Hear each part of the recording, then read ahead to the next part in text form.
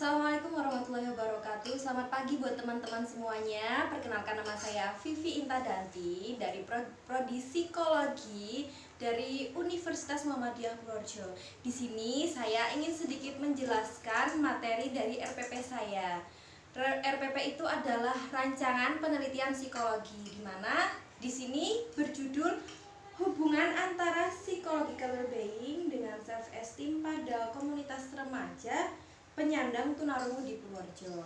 Nah, di sini saya akan sedikit menjelaskan apa sih itu tunarungu yang teman-teman semua pada tahu, biasanya pada bilang tuli. Di sini kita dengan bahasa yang lebih baik kita kasih nama itu tunarungu, di mana tunarungu itu adalah keadaan di mana seseorang mengalami gangguan pendengaran yang mengakibatkan penurunan keseluruhan atau sebagian kemampuan dalam mendeteksi atau memahami suara.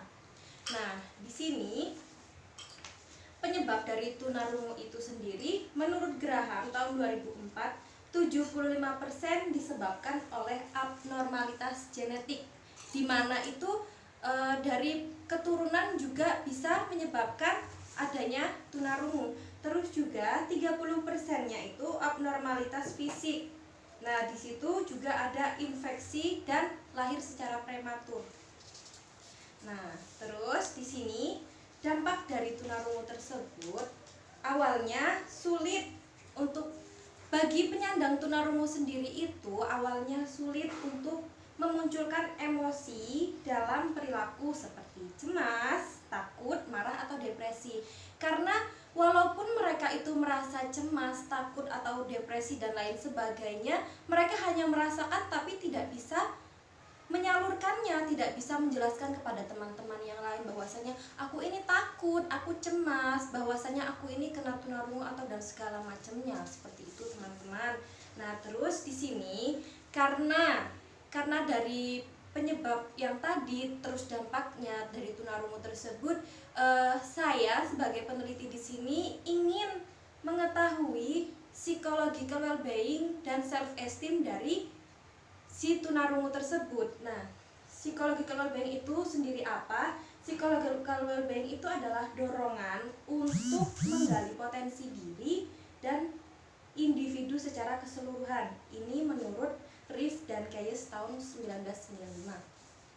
Nah, psychological well-being itu atau biasa disebut dengan kesejahteraan psikologis, di situ memiliki beberapa dimensi. Yang pertama dimensinya yaitu individu dapat menerima segala kekurangan dan kelebihannya.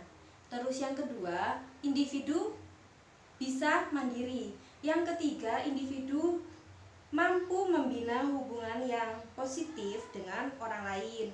Terus juga individu dapat menguasai lingkungannya, individu memiliki tujuan hidup, dan individu terus mengembangkan mengembangkan pribadinya. Nah, terus dari beberapa dimensi tadi kita juga akan ingin menggali sedikit tentang self esteem, di mana self esteem itu atau biasa disebut dengan harga diri. Di situ individu memiliki keyakinan dalam kemampuan untuk bertindak dan menghadapi tantangan hidup. Nah, yang kedua yaitu keyakinan dalam hak untuk bahagia, perasaan berharga, layak, dan memungkinkan untuk menegaskan kebutuhan. Nah, kebutuhannya itu seperti untuk menikmati buah dari hasil kerja kerasnya.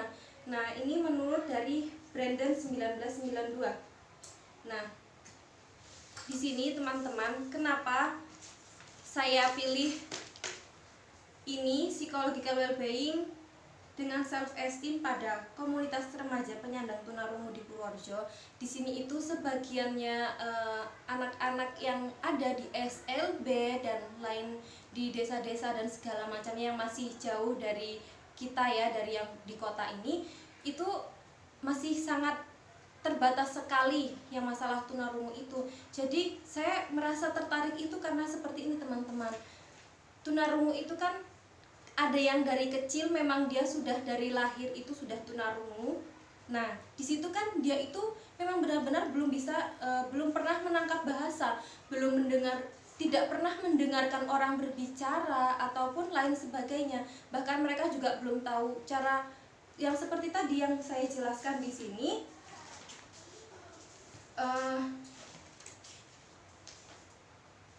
Mereka itu sulit untuk memunculkan emosi dalam perilaku seperti cemas, takut, marah, atau depresi. Jadi kalau mereka memang dari kecil, dari lahir itu sudah tidak dengar, sudah tunarungu. Nah, mereka itu tidak bisa untuk mengekspresikan seperti itu, sangat sulit sekali. Karena apa? Karena mereka memang sudah dari kecil tidak terbiasa seperti itu. Ya memang mereka nangis, mereka sedih, mereka cemas, tapi mereka tidak bisa mengungkapkannya.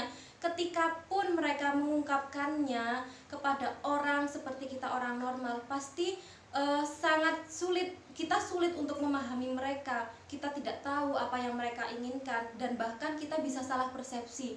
Kita berinteraksi dengan mereka pun mereka bisa salah menerima apa yang kita sampaikan, seperti itu teman-teman.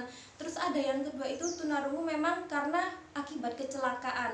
Nah, kalau yang dari kecelakaan karena memang dia sudah pernah menerima bahasa sebelumnya, seperti sudah pernah mendengar kata-kata dan segala macamnya, sudah pernah merasakan emosi dan segala macamnya, mereka masih bisa mengungkapkannya.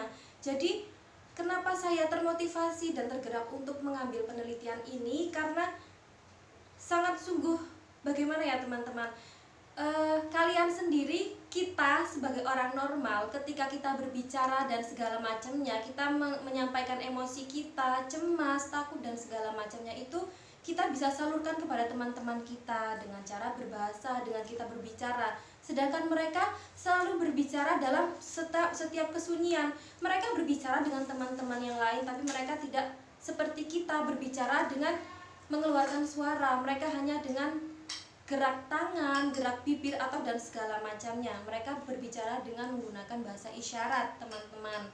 Nah, di sini juga akibat dari tunarungu ini sendiri, mereka itu menarik diri dari sosial. Karena apa? Kenapa mereka menarik diri dari sosial?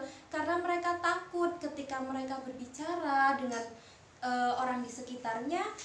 Mereka takut, mereka itu kayak orang di sekitarnya itu tidak menganggap mereka bahwa oh ini orang tuli, jadi mereka nggak mau didekatin gitu, nggak mau mendekati sama orang-orang yang kayak kita, karena mereka itu sudah mempunyai persepsi bahwasanya kita orang normal itu menganggap remeh mereka, seperti menganggap mereka itu orang tuli dan orang tidak berguna, bahkan ada yang bilang itu orang cacat, seperti itu teman-teman. Nah, secara psikologis, bahasa psikologi, kalau orang cacat itu namanya disabilitas, teman-teman. Nah, di sini ketikanya mereka sudah menarik diri, mereka tidak mau bersosialisasi dengan yang lain. Nah, disinilah saya bisa melihat dari teman-teman di Purworejo ini yang tunarungu, di komunitas Purworejo ini, teman-temannya ini, apalagi kan remaja, teman-teman. Remaja itu kita sangat butuh sekali sosialisasi. Karena apa? Karena usia-usia remaja itu dimana kita memang masa-masa peralihan dari anak-anak ke remaja itu kan benar-benar kita masa-masa emas nih teman-teman, dimana kita butuh cinta, kita butuh kasih sayang, kita butuh bersosialisasi dan segala macamnya. Nah, di sini mereka tidak bisa merasakan yang seperti itu. Karena apa? Mereka hanya bersosialisasi dengan ya teman-teman yang tunarungu saja, karena mereka takut tidak diakui oleh teman-teman seperti kita orang normal biasanya, teman-teman. Mereka sangat menarik diri terhadap kita karena dengan persepsi mereka yang seperti itu tadi. Nah, ketikanya mereka memang sudah bisa menerima keadaan mereka dengan seperti psychological well-being tadi, psychological well-being. Jadi ketika psychological well-beingnya semua dimensinya terpenuhi, teman-teman, nah maka di sini muncullah self esteem. Self esteem itu dimana nanti mereka ketika penerimaan dirinya sudah baik, tinggi, maka self esteemnya, harga dirinya maka akan tinggi juga. Tapi ketika memang dia belum bisa menerima dirinya secara memang nyata realnya dia itu tunarungu, dia belum bisa menerima, maka itu benar-benar self esteemnya bisa benar-benar turun, dia merasa rendah diri, dia mengurung diri, dia takut untuk bersosialisasi dan lainnya teman-teman. Di sini itu yang bisa saya sampaikan. Kurang lebihnya saya mohon maaf, banyak salah kata saya mohon maaf. Sekian dari saya, wassalamualaikum warahmatullahi wabarakatuh.